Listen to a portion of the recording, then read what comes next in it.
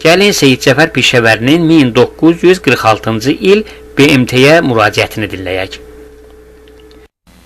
Dünyanın ən qədim xalqlarından olan Azərbaycan xalqı özünün zəngin milli tarixinə malikdir. Əsrlərin keçmə-keçində o öz milli dilini, adət və ənənələrini qoruyub saxlaya bilmişdir. İran zülmkarları Azərbaycanı öz hakimiyyətləri altına alaraq onun sərvətini amansızcasına taladılar. Nəticədə Azərbaycanın çiçəklənən kənd və şəhərləri dağılmaq həddinə gəlib çatdı. Şovinist böyük dövlətçilik siyasəti yürüdən İran hökmdarları Azərbaycanlıların mövcudluğunu tamamilə inkar etməyə cəhd göstərir. Onların dilini əlindən almaqdan, hər cür təhqir edici əməllərdən çəkinmirdilər. Buna baxmayaraq, Azərbaycan xalqı bir gün də olsun öz azadlığı uğrunda mübarizəni dayandırmadı.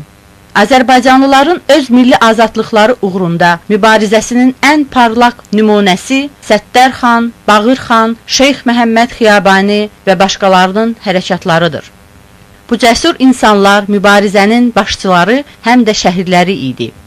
Qanlı faşizmin üzərində demokratik dövlətlərin qələbəsi Azərbaycan xalqının mübarizəsinə yeni təkan verdi, yeni şərait yaratdı.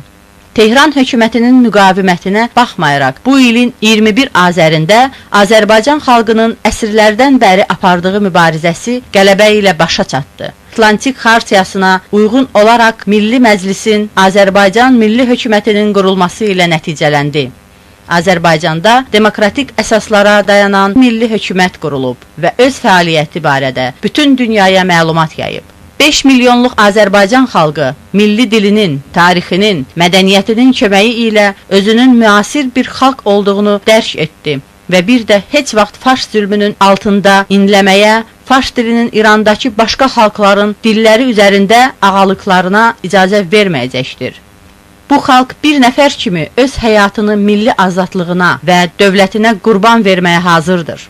Yəni, demokratik Azərbaycan hökuməti qısa vaxt ərzində ictimai, iqtisadi, mədəni sahələrində ciddi dəyişmələr edə bilib, daxili təhlükəsizlik tam bərqərar olunub. Yeni milli hökumətinin fəaliyyəti sayəsində əsrlərlə istismar olunan xalq adi insani şəraitdə yaşamağa başlayıb. Bununla da o, öz milli dövlətini qurmağa, onu idarə etməyə qadir olduğunu göstərir. Azərbaycan xalqının iradəsi ilə Atlantik Xartiyasına böyük demokratik dövlətlərin vədlərinə uyğun olaraq qurulan Azərbaycan Milli Hökuməti artıq danılmaz faktdır.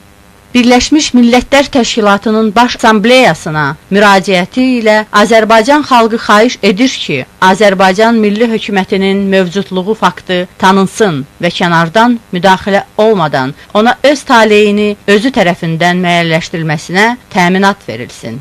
28 yanvar 1946-cı il.